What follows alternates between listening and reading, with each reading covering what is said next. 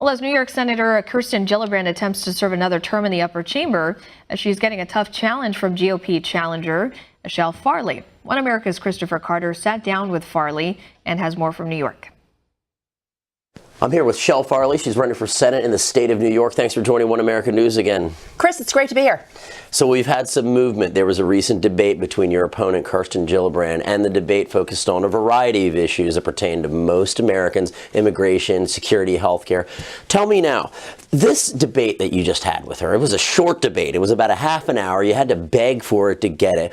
You go in there, you start talking about healthcare. Tell me, how does she plan on paying for the $32 trillion healthcare plan she wants? Absolutely. It's crazy. She said that the way you can pay for it is that everyone gets rid of their employer-sponsored health care. This is half of all Americans are on employer-sponsored health care. I like my health care plan, but under her plan for socialized medicine, you would lose that plan. And the other thing I brought up in the debate is, as an example, the UK has socialized medicine. How does that work? It takes a year to see a specialist. It takes a year to have an operation. Does anybody want that? And she's talking about all these cost savings. When has the government ever been able to do anything and saved money? Yeah, we all know the federal government's mantra: why have one when you can have two for twice the price? Yes, but the biggest issue is that $32 trillion, $3.2 trillion a year would mean that we have to double the federal budget, which means your taxes and my taxes go up double.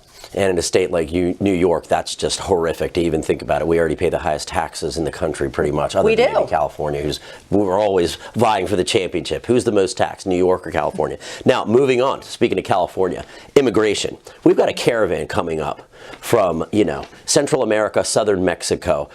You've had some interesting words about this. Tell me, when this came up in the debate, what did she say? What I said is, you call it a caravan, I call it an invasion. It is 14,000 people, and we don't know who they are. If I were a terrorist, the first thing I would want to do is basically join the caravan. We've got members of MS-13. MS-13 is hacking to death our teenagers on Long Island. And of course, who wants to get rid of the one organization that is to protect us against terror? Kirsten Gillibrand, the very first senator to call for ICE to be abolished. We need more law enforcement, not less.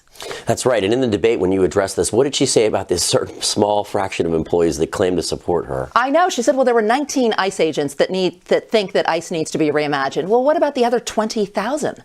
The whole idea here is that ICE is simply following the laws that were created. And my whole issue, and I brought this up, I said, what we really need is we need comprehensive immigration reform. But we're not getting that. And I said to Kirsten Gillibrand, you voted against it. I said the biggest problem we have is that people stay in there because they want another issue to run on the next time they run for re-election. That is why I'm in favor of term limits. 2 terms, 12 years. Kirsten Gillibrand has had her 12 years. It is time for her to go. We're going to be watching you a couple weeks at the biggest upset in probably the nation.